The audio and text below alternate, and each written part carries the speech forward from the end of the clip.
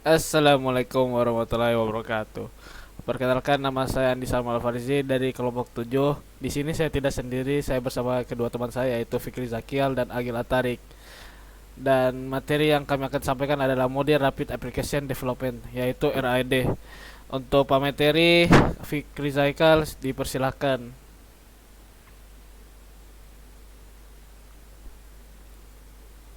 Apa itu RAD? Rapid Application Development atau RAD adalah salah satu metode pengembangan aplikasi yang kerap dipakai saat ini. Metode ini menekankan pada proses pembuatan aplikasi berdasarkan pembuatan prototipe, iterasi, dan feedback yang berulang-ulang. Dengan begitu, aplikasi yang dibuat bisa dikembangkan dan diperbaiki dengan cepat. Sangat cocok dengan kebutuhan dan perkembangan dunia digital yang super cepat. Berbeda sekali dengan metode pengembangan lain, waterfall model misalnya, yang dianggap kurang efektif sebab waterfall model mengharuskan aplikasi dirancang dari A sampai Z, baru kemudian bisa dieksekusi. Inilah dia tahapan Rapid Application Development. Satu, perencanaan kebutuhan tahapan. Tahapan ini merupakan tahap awal dalam suatu pengembangan sistem, di mana pada tahap ini dilakukan identifikasi masalah dan pengumpulan data yang diperoleh dari pengguna atau stakeholder pengguna yang bertujuan untuk mengidentifikasi maksud akhir atau tujuan dari sistem. 2. Desain sistem. Di dalam tahap desain sistem, keaktifan pengguna yang terlibat sangatlah penting untuk mencapai tujuan, karena pada tahapan ini dilakukan proses desain dan proses perbaikan desain secara berulang-ulang apabila masih terdapat ketidaksesuaian desain terhadap kebutuhan pengguna yang telah diidentifikasikan pada tahapan sebelumnya. Proses 3. Proses pengembangan dan pengumpulan feedback. Pada tahap ini, desain sistem yang telah dibuat dan disepakati diubah ke dalam bentuk aplikasi versi beta sampai dengan versi final. Pada tahapan ini juga programmer harus terus-menerus melakukan kegiatan pengembangan dan integrasi dengan bagian-bagian lainnya sambil terus mempertimbangkan feedback dari pengguna atau klien. 4. Implementasi atau penyelesaian produk.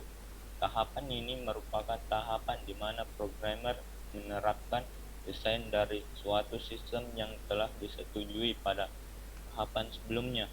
Sebelum sistem diterapkan, terlebih dahulu dilakukan proses pengujian terhadap program untuk mendeteksi kesalahan yang ada pada sistem yang dikembangkan. Kelebihan RAD. 1. Dapat menggunakan kembali komponen yang ada atau reusable object sebelumnya sehingga tidak perlu membuat dari awal lagi. 2. Integrasi proses yang lebih cepat dan efektif. 3. Penyesuaian kebutuhan dan keinginan untuk menjadi lebih mudah. 4. Memperkecil kemungkinan kesalahan atau error. Oke, kekurangan RAD yaitu memerlukan kolaborasi tim yang kuat dan memadai. 2. Memerlukan komitmen yang kuat antara pengembang dan stakeholder. 3. Hanya cocok diterapkan untuk proyek kecil dan memiliki waktu pengerjaan yang singkat. 4. Hanya cocok digunakan untuk mengembangkan aplikasi yang memiliki fokus pada suatu fitur untuk dijadikan modular terpisah.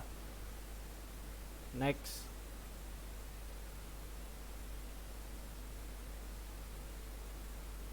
Kapan saat yang tepat menerapkan metode RAD? Berdasarkan proses yang telah dijelaskan, ada beberapa yang membuat penerapan RAD akan lebih maksimal. 1. Ketika memiliki tim yang solid.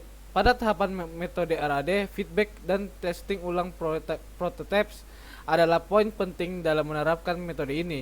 Oleh karena itu, tim yang solid sangatlah diperlukan ketika ingin memakai metode RAD. 2. Ketika memiliki modal yang besar.